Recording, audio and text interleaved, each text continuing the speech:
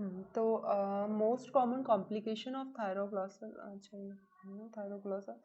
Next is कुछ important questions आते हैं, अगर आपने देखें कि कुछ शॉर्ट क्वेश्चंस आते हैं, डायरेक्ट मतलब क्वेश्चन आते हैं कि कौन सी चीज़ क्या है, कौन से सिंड्रोम्स क्या है। जैसे मैंने बताया कि सर्जरी में ज़्यादातर जो क्वेश्चन आते हैं वो सिंड्रोम एंड ट्रायड रिलेटेड भी आते हैं कि ट्रायड में कौन कौन सी 3 चीज़ें हैं, ठीक है, कौन से सिंड्रोम में क्या है। ये डायरेक्ट क्वेश्चंस आते हैं इसमें सर्जरी रिलेटेड। तो अगर आपने देखें कि थायराइड के टॉपिक में से क्या क्या क्वेश्चन आ रहे हैं, तो अगर मोस्ट कॉमन एक टॉपिक क्वेश्चन, एक मिनट वेट अ मिनट।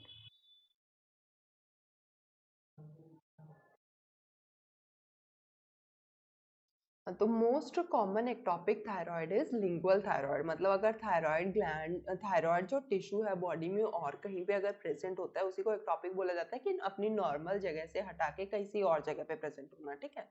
तो most common ectopic thyroid is lingual thyroid, कि लिंगुअल यानी कि जीभ वाली जगह पे अगर थायराइड टिश्यू प्रेजेंट है तो उसको बोला, वो मोस्ट कॉमन पोजीशन है एक्टोपिक थायराइड के लिए।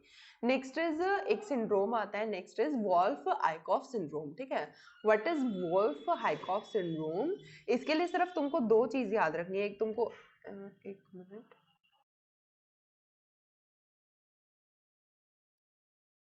तो तुमको दो चीज में डिफरेंस याद रखना है, इसको साथ में याद रखोगे तो तुम्हारे लिए इजी रहेगा। क्या? First is Wolff Chaikoff syndrome, second is George Basedow effect, ठीक है।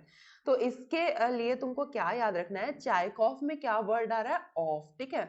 तो ऑफ का मतलब क्या होता है? ऑफ होना, ऑफ मतलब डिक्रीज होना ना, अगर तुम मानो तो इसमें क्या होएगा, थायराइड ग्लैंड के जितने थायराइड ग्लैंड से जो हार्मोन रिलीज होते हैं वो क्या होंगे? डिक्रीज होंगे, ठीक है। ऑफ मतलब खत्म होंगे ना। तो इसको तुम कैसे याद रख सकते हो? वॉल्फ चाइकोफ है, इसमें ऑफ आता है, तो मतलब इसमें क्या है? आयोडीन इंड्यूस्ड हाइपोथायरॉयडिज्म, इसमें क्या रहेगा? Hypothyroidism. Next is George Basedow effect, ये क्या होएगा? इसका उल्टा होएगा, तो इसमें क्या रहेगा? हाइपरथायरॉयडिज्म। तो इसमें जो थायराइड हार्मोन होते हैं वो क्या रहेंगे? इंक्रीज रहेंगे। नेक्स्ट ऐसे एक क्वेश्चन आता है पेंडर्ड सिंड्रोम का। तो पेंडर्ड सिंड्रोम में क्या रहता है? Congenital hypothyroidism plus new sensorineural hearing loss, ठीक है। ये अपने कभी ईयर का पोर्शन पढ़ेंगे तो उसमें पढ़ेंगे कि जो हेयरिंग लॉस होता है वो दो टाइप का हो सकता है, कंडक्टिव डेफनेस हो सकती है या फिर सेंसरोन्यूरल हो सकती है। कंडक्टिव मतलब जो बोन के थ्रू ट्रांसमिशन होता है, क्योंकि अपने को पता है ईयर में 3 बोन होती है ना, उनके थ्रू भी ट्रांसमिशन होता है। तो अगर उनमें कहीं दिक्कत आ रही है तो उसको कंडक्टिव डेफनेस बोला जाता है। और अगर नर्व सेंसेशन की वजह से, नर्व्स की वजह से कहीं पे दिक्कत आ रही है आवाज में, तो सुनने में, तो उसको सेंसरोन्यूरल हेयरिंग लॉस बोला जाता है। तो जो ये तुम्हारे लिए जरूरी है कि कहाँ पे कंडक्टिव डेफनेस लिखा हुआ है, कहाँ पे सेंसरोन्यूरल डेफनेस लिखा हुआ है, इसलिए मैंने यहाँ पे दोनों का डिफरेंस बताया है, क्योंकि ऑप्शन में दोनों रहेगा। ऑप्शन में कंडक्टिव डेफनेस भी रहता है, ऑप्शन में सेंसरोन्यूरल हेयरिंग लॉस भी रहता है। तो पेंडर्ड सिंड्रोम में क्या है? पेंडर्ड सिंड्रोम में congenital hypothyroidism plus sensory neural hearing loss है। नेक्स्ट इज अगर अपने ट्यूमर ऑफ थायराइड ग्लैंड देखें, मतलब ट्यूमर कौन कौन से हो सकते हैं, इसमें एक पोर्शन अभी बीच में बाकी है गॉइटर वाला, वो अपने नेक्स्ट क्लास में करेंगे। ट्यूमर ऑफ थायराइड ग्लैंड में ये बिनाइन ट्यूमर जो होता है, बिनाइन हो सकता है या फिर मैलिग्नेंट हो सकता है। बिनाइन में मोस्ट कॉमनली कौन सा ट्यूमर बनता है थायराइड ग्लैंड में? तो most common is follicular adenoma. Follicular adenoma में भी मोस्ट कॉमनली कौन सा मिलता है? सॉलिटरी थायराइड नोड्यूल, मतलब सिर्फ एक जो थायराइड का नोड्यूल होएगा वही अपने साइज में इंक्रीज हो जाएगा, ठीक है। ये बिनाइन और मैलिग्नेंट का डिफरेंस आई थिंक सबको पता होएगा। तो यहाँ पे सब मैं ये बता देती हूँ कि जो बिनाइन में कि जो थायराइड रिलेटेड क्या क्या क्वेश्चन आ रहे हैं, ठीक है। तो एक तो ये आता है कि बिनाइन में मोस्ट कॉमन कौन सा है, मैलिग्नेंट में मोस्ट कॉमन कौन सा। अभी मैलिग्नेंट में अपने पढ़ेंगे 3-4 होते हैं, ठीक है, किसके लिए क्या क्या टेस्ट करवाए जाते हैं, ये तुम्हारे लिए जानना जरूरी है। और नेक्स्ट मैलिग्नेंट में क्या तुम्हारे लिए और एक चीज इंपॉर्टेंट है कि मैलिग्नेंट वाले का कहाँ पे मेटास्टेसिस हो रहा है, क्योंकि अपने को पता है मैलिग्नेंट में डिस्टेंट मेटास्टेसिस भी होता है और अपनी जगह पे भी डायरेक्ट इन्वेजन के थ्रू भी मेटास्टेसिस होता है ना। तो इसके लिए तुम्हारे लिए दोनों जरूरी है चीजें, कि एक तो डिस्टेंट मेटास्टेसिस कौन से ऑर्गन में मोस्ट इंपॉर्टेंटली हो रहा है, और अगर डायरेक्ट इन्वेजन हो रहा है तो वो कौन से ऑर्गन में हो रहा है, कौन सी जगह पे सबसे ज्यादा, कौन से, क्योंकि अलग अलग टाइप है, जैसे यहाँ पे फॉलिक्यूलर लिखा हुआ, पेपिलरी, एनाप्लास्टिक, मेडुलरी ना, तो हर कार्सिनोमा का अलग अलग जगह पे अपना मोस्ट कॉमन साइट है कि कौन से ऑर्गन में जाएगा और जा रहा है तो कौन सी ये तुमने पढ़ा है ना कि ब्लड वेसल के थ्रू ट्रांसमिशन हो सकता है, लिम्फेटिक्स के थ्रू हो सकता है, डायरेक्ट हो सकता है, तो कौन से मोड से इसका ट्रांसमिशन सबसे मोस्ट कॉमन है, वो अलग अलग के लिए अलग अलग है, तो इसलिए ज्यादा इससे क्वेश्चन आता है क्योंकि ये थोड़ा कंफ्यूजिंग हो जाता है। लेकिन अगर इसको तुम एक चेन बना के याद रखोगे तो तुम्हारे लिए इजी रहेगा, ठीक है। तो फर्स्ट ऑफ ऑल बिनाइन में क्या है, most common is follicular adenoma, उसमें भी मोस्ट कॉमन क्या है कि सिंगल थायराइड का, एक सॉलिटरी थायराइड का, थायराइड नोड्यूल का इनलार्ज हो जाना, ठीक है, फॉलिक्यूलर एडिनोमा मोस्ट कॉमन है। तो इसके लिए इन्वेस्टिगेशन ऑफ चॉइस क्या है, investigation of choice is FNAC। And यहाँ पे मैंने ये क्या लिखा है, यहाँ पे नोट लिखा है मैंने, investigation of choice for follicular carcinoma is biopsy, ठीक है, क्योंकि यहाँ पे अपने क्या पढ़ रहे हैं, फॉलिकुलर एडिनोमा के बारे में। फॉलिकुलर एडिनोमा के लिए अगर इन्वेस्टिगेशन ऑफ चॉइस तुमसे पूछा जाएगा तो फॉलिकुलर एडिनोमा के लिए investigation of choice is FNAC। और यही अगर क्वेश्चन में रहता है फॉलिकुलर कार्सिनोमा के लिए, तो फॉलिकुलर कार्सिनोमा के लिए investigation of choice is biopsy, ठीक है। ये कई बार क्वेश्चन में दोनों रहते हैं कि किसके लिए क्या इन्वेस्टिगेशन ऑफ चॉइस है, तो ये तुमको दोनों को साथ में याद रखोगे तो इजी रहेगा, इसलिए मैंने यहाँ पे ये लिखा है, ठीक है। नेक्स्ट इज मैलिग्नेंट में दो टाइप के हो सकते हैं कि यहाँ तो फॉलिकुलर सेल, अभी अपनों ने पढ़ा ना कि थायराइड ग्लैंड में दो टाइप की सेल होती है, तो यहाँ तो फॉलिकुलर सेल से बन रहा है या फिर पैराफॉलिकुलर सेल से बन रहा है। तो फॉलिकुलर सेल से जो बनते हैं वो दो टाइप के हो सकते हैं कि वेल, ये तुमने उसकी मैलिग्नेंट उसकी पढ़ी होगी ना, स्टेजेस होती हैं।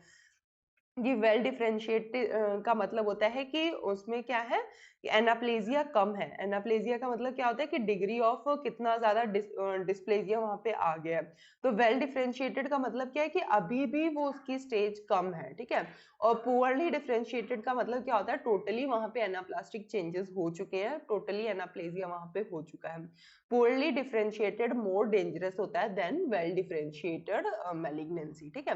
तो वेल डिफरेंशिएटेड में कौन कौन से आते हैं, follicular and papillary carcinoma, and poorly differentiated में कौन सा टाइप आता है, एनाप्लास्टिक कार्सिनोमा। एंड पैराफॉलिकुलर जो सेल है, इससे रिलेटेड दो तीन इंपॉर्टेंट क्वेश्चन आते हैं पैराफॉलिकुलर के, कई बार क्वेश्चन आया हुआ है। अगर इनमें से तुम में से चारों में से देखोगे कि किसका ज्यादा क्वेश्चन आया हुआ है, तो प्रोबेबिलिटी ज्यादा मेडुलरी कार्सिनोमा की रहती है, मेडुलरी कार्सिनोमा के ज्यादा क्वेश्चन आते हैं। और ये मतलब अगर इनको तुम समझ के पढ़ोगे तो इट्स वेरी इजी है ना, और एक साथ पढ़ोगे तो, लेकिन कई बार कंफ्यूज हो जाते हैं, तो इसलिए इसको बार बार तुमको रिवाइज करना पड़ेगा। नेक्स्ट इससे क्या क्वेश्चन आता है, मोस्ट कॉमन मैलिग्नेंसी कौन सी है थायराइड ग्लैंड की। अगर मैलिग्नेंट में देखें कि चार टाइप के यहाँ पे तो अपने पढ़ लिए, तो ये चार में से कौन कौन से सबसे ज्यादा कॉमन है, तो first most common is papillary carcinoma, second is follicular, third is medullary, and last is anaplastic carcinoma. ये इनकी वो है कि कौन सा मोस्ट कॉमन है, first, second, third and fourth. फिर नेक्स्ट अब अपने पढ़ेंगे पेपिलरी कार्सिनोमा के बारे में। तो papillary carcinoma is most common malignant tumour of thyroid gland, sorry यहाँ पे मैलिग्नेंट आना था, ठीक है, malignant tumour of thyroid gland. Risk factor क्या क्या हो सकते हैं पेपिलरी कार्सिनोमा के लिए, रेडिएशन एक्सपोजर हो सकता है, लॉन्ग स्टैंडिंग थायरोग्लॉसल सिस्ट, ये इसके लिए पेपिलरी कार्सिनोमा के लिए तुम्हारे पास सबसे ज्यादा इंपॉर्टेंट है। फर्स्ट तो ये इंपॉर्टेंट है पेपिलरी कार्सिनोमा में कि मोस्ट कॉमन है सारे मैलिग्नेंट ट्यूमर में से थायराइड ग्लैंड में। सेकेंड कि थायरोग्लॉसल सिस्ट अगर लॉन्ग स्टैंडिंग होती है, मैंने वहां पे भी बताया था कि थायरोग्लॉसल सिस्ट अगर लॉन्ग स्टैंडिंग रहती है तो उसमें कौन सा कार्सिनोमा डेवलप होएगा, वहां पे papillary type of carcinoma develop होएगा थायराइड ग्लैंड का, ठीक है। नेक्स्ट अगर अपने देखें तो फीमेल में इसकी ज्यादा प्रेपोर्टेंस रहती है देन मेल, और फीमेल में भी क्या एज ग्रुप है, 20 to 35 एज ग्रुप। ये स्लो ग्रोइंग ट्यूमर होता है, नॉन एनकैप्सुलेटेड होता है, मतलब इसके ऊपर में कोई भी कैप्सूल नहीं रहेगा। मोस्ट कॉमन स्प्रेड किसके थ्रू हो रहा है, इसका लिम्फेटिक्स के थ्रू स्प्रेड हो रहा है। ये तुमको हर कार्सिनोमा का याद रखना है कि मोस्ट कॉमन स्प्रेड का कौन सा है, मोस्ट कॉमन मेटास्टेसिस कहाँ पे, इन्वेस्टिगेशन ऑफ चॉइस क्या है, ठीक है। तो most common spread of papillary carcinoma is through lymphatics. Lymphatic में भी कौन सा, cervical group of lymph node ज्यादातर इन्वॉल्व रहता है। मोस्ट कॉमन डिस्टेंट अगर अपने मेटास्टेसिस का देखें तो कौन से ऑर्गन में मोस्ट कॉमन है, इसका लंग्स में मोस्ट कॉमन है, और इसका बेस्ट प्रोग्नोसिस होता है, मतलब बाकी सारे कार्सिनोमा में से ये कम खतरनाक है, इसको फिर भी सही किया जा सकता है। जैसे अगर एनाप्लास्टिक, सबसे डेंजरस सबसे वर्स्ट प्रोग्नोसिस किसका है, एनाप्लास्टिक कार्सिनोमा का, ये फिर भी अगर किसी को नहीं पता है ना मैलिग्नेंस वाला, तो ये पैथो की बुक में सही दिया हुआ है। एक बार दोबारा से, मतलब वैसे तो सबको पता होगा ऑलमोस्ट ना, बिनाइन और मैलिग्नेंट ट्यूमर का क्या क्या रहता है, कैसा कैसा रहता है, लेकिन फिर भी अगर उसको एक बार दोबारा पढ़ लोगे तो तुम्हारे लिए इजी रहेगा। और वो मतलब जरूरी भी है बेसिक अपने क्लियर रखने के लिए कि मैलिग्नेंट क्या होते हैं, एनाप्लास्टिक सेल क्या होती हैं, उनके न्यूक्लियस का रेशो कैसे कैसे चेंज होता है, तो वो सब एक बार दोबारा तुम देख सकते हो जाके, पैथो की बुक में तुमको मिल जाएगा, ठीक है।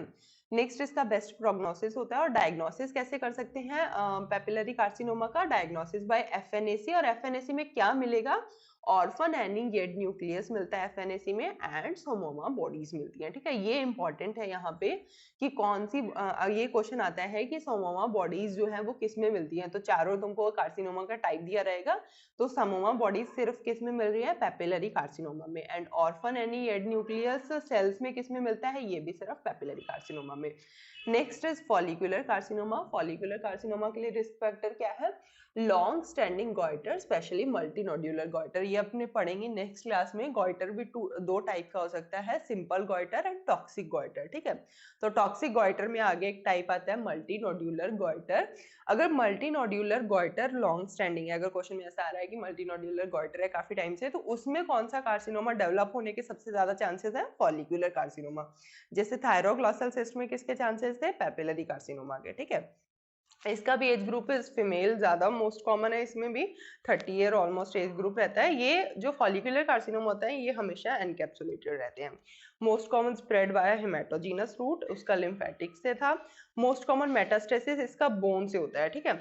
तो और वो भी ज्यादातर कौन सी, फ्लैट बोन में फॉलिकुलर कार्सिनोमा का ज्यादा ट्रांसमिशन होता है। तो इसको तुम एफ से याद रख सकते हो कि F for follicular carcinoma and F for flat bones, ठीक है। क्योंकि ऐसा कुछ कुछ रिलेट करके याद रखोगे तो तुम्हारे लिए याद करना भी इजी रहेगा, और एंड में जाके कंफ्यूज भी नहीं होगे। क्योंकि अभी तो अपने पढ़ लेते हैं कि अच्छा ठीक है इसका ये है ना, लेकिन एंड तक जाते जाते थोड़ा थोड़ा करते भी बहुत मटेरियल हो जाता है। 12 सब्जेक्ट हैं टोटल, 12 सब्जेक्ट में बहुत सारा मटेरियल हो जाता है, तो उसके लिए हर चीज को अगर तुम रिलेट करके याद करोगे, निमोनिक्स बना के याद करोगे, तो वो इजी रहता है, लॉन्ग टाइम तक याद रहता है। इन्वेस्टिगेशन ऑफ चॉइस क्या फॉलिकुलर कार्सिनोमा के लिए, दैट इज बायोप्सी। एक वेरिएंट आता है फॉलिकुलर कार्सिनोमा का जिसको क्या बोला जाता है, हर्थल सेल कार्सिनोमा, जो है तो फॉलिकुलर कार्सिनोमा ही, लेकिन फॉलिकुलर कार्सिनोमा की क्या है, एग्रेसिव फॉर्म। तो एक बार ये क्वेश्चन आया था कि हर्थल सेल कार्सिनोमा जो है वो किसका वेरिएंट है, कौन से टाइप का। तो Hurthle cell is variant of follicular carcinoma, जो कि इसकी एग्रेसिव फॉर्म है, इसलिए इसका पुअर प्रोग्नोसिस बनता है, एंड ये ब्लड और लिम्फेटिक दोनों से ट्रांसमिट होता है। Next is anaplastic carcinoma. Anaplastic carcinoma का वर्स्ट प्रोग्नोसिस होता है, मोस्ट मैलिग्नेंट है सबसे, और इसका एज ग्रुप जो है वो इंपॉर्टेंट है तुम्हारे लिए। इसमें जो फीमेल्स का एज ग्रुप क्या है, अप्रॉक्स 60 ईयर ऑफ एज, ठीक है। और इसका जो स्प्रेड होता है वो बाय डायरेक्ट इन्वीजन होता है। बाकी इसमें कुछ खास इंपॉर्टेंट नहीं। हाँ, अगर इसका डिस्टेंट मेटास्टेसिस होएगा तो वो किस में होएगा, डिस्टेंट मेटास्टेसिस इसका लंग्स में होता है एनाप्लास्टिक वाले का, फॉलिकुलर वाले का फ्लैट बोन्स में, एंड पेपिलरी वाले का भी कहाँ पे होता है, लंग्स में। अगर इसमें मोस्ट कॉमन अगर अपने कॉम्प्लिकेशन देखें क्या क्या हो सकती हैं, तो मोस्ट कॉमन कॉम्प्लिकेशन इसमें रिकरेंट लैरेंजियल नर्व की इंजरी हो सकती है, या फिर ट्रेकिया का कंप्रेशन, या फिर स्ट्रेडर हो सकता है, ठीक है।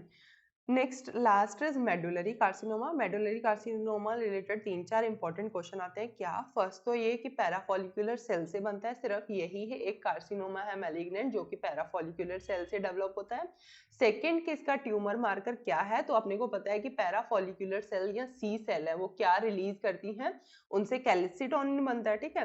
तो इसीलिए इसका ट्यूमर मार्कर क्या है, कैल्सिटोनिन। तो अगर तुमसे पूछा जाए कि कैल्सिटोनिन कौन से उसका कार्सिनोमा का मार्कर है, तो दैट इज मेडुलरी कार्सिनोमा का। नेक्स्ट इज इसका मोस्ट कॉमन मेटास्टेसिस लिवर को होता है, जैसे बाकी दो का लंग को था, एक का बोन का था, इसका कहाँ पे है, लिवर का। और ये TSH डिपेंडेंट नहीं है, क्योंकि इससे T3 और T4 इससे कोई T3 या T4 का रिलेशन नहीं है, क्योंकि ये फॉलिकुलर सेल से नहीं बन रहा है, ये पैरा फॉलिकुलर सेल से बन रहा है और कैल्सिटोनिन पे टीएसएच का कोई रोल नहीं होता, इसलिए नॉट टीएसएच डिपेंडेंट, मतलब ये टीएसएच इंडिपेंडेंट है। और नेक्स्ट इसके ये दो टाइप्स होते हैं, ये तुम्हारे लिए वैसे क्वेश्चन के हिसाब से इंपॉर्टेंट नहीं है कुछ, कि स्पोरेडिक वाला जो होता है वो 60 ईयर की एज ग्रुप में होता है और लेस एग्रेसिव होता है। नेक्स्ट जो फेमिलियल होता है वो यंग में होता है और मोर एग्रेसिव होता है। Investigation of choice for medullary carcinoma is FNAC. और एक इसमें इंपॉर्टेंट क्वेश्चन और है मेडुलरी कार्सिनोमा में, कि जो MEN अगर तुमने पढ़ा होगा ना, MEN, MEN क्या होता है, मल्टीपल एंडोक्राइन नियोप्लेजिया, ठीक है। मल्टीपल एंडोक्राइन नियोप्लेजिया ये अपने अभी आगे जब फियोक्रोमोसाइटोमा और वो सब पढ़ेंगे ना, वहां पे पढ़ेंगे कि MEN एक सिंड्रोम है जिसको कि मल्टीपल एंडोक्राइन नियोप्लेजिया बोला जाता है, जिसमें कि 1A 2A ऐसे 2B टाइप्स होते हैं। यहाँ पे क्या जरूरी है कि जो MEN में थायराइड का कार्सिनोमा रहेगा वो कौन सा रहता है, medullary carcinoma of thyroid included रहता है किसमें, मल्टीपल एंडोक्राइन नियोप्लेजिया में। So that's all for today, ठीक है। ऐसे ही और इम्पोर्टेंट थायराइड में कुछ पोर्शन है वो अपने नेक्स्ट क्लास में करेंगे। So thank you so much.